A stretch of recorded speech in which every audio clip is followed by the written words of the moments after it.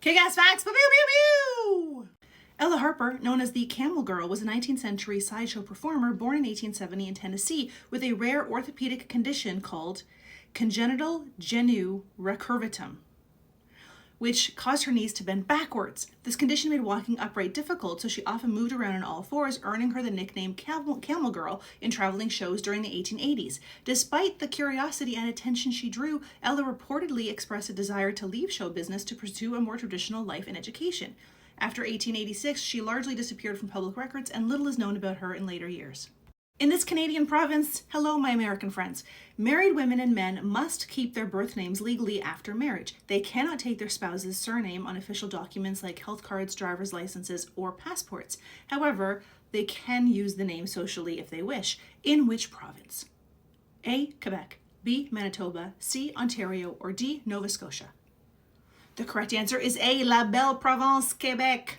This law, in place since 1981, was designed to promote gender equality, protect individual identity, and help reduce the enormous societal pressure women face to change their names after marriage. So while you can introduce yourself differently in daily life, your legal name remains unchanged.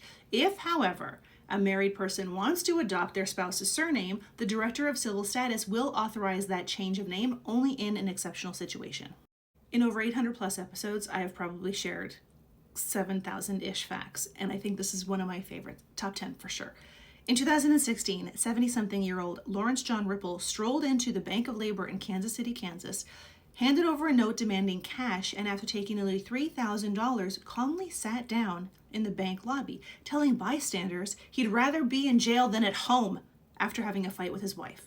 He pled guilty in January 2017 and was spared prison, getting 6 months of house arrest instead. Oh, Larry.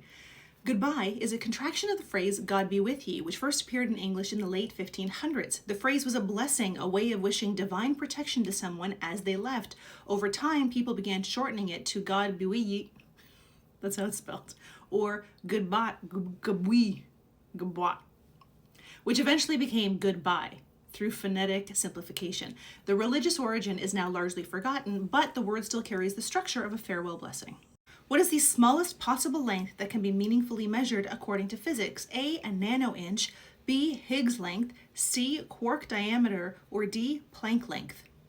The correct answer is D, Planck length, about 1.6 times 10 to the minus 35 meters. I don't know what that means, but it is insanely tiny. It's basically the smallest scale where our current understanding of space and time still makes sense. Go any smaller and the usual rules of physics just stop working. At that scale, space-time itself gets all fuzzy and weird, and scientists think a whole new kind of physics, something like quantum gravity, would be needed to explain what's really going on. Someone explain it to me, because I don't know shit about this stuff. So the Planck length, I can spell really well though. So the Planck length is the boundary for what we can currently describe with the fabric of the universe. Hidden away in Vatican City is an archive so massive it spans more than 50 miles of shelves, filled with some of history's most fascinating documents. It includes everything from papal letters to personal notes, like the one from Michelangelo threatening the Pope, trial records of Galileo's clash with the church, and even bizarre files on exorcisms. But most of it is not open to the regular public. Only a select group of scholars can get limited access, so it remains one of the most mysterious and closely guarded collections in the world. Where's Nicolas Cage when you need him?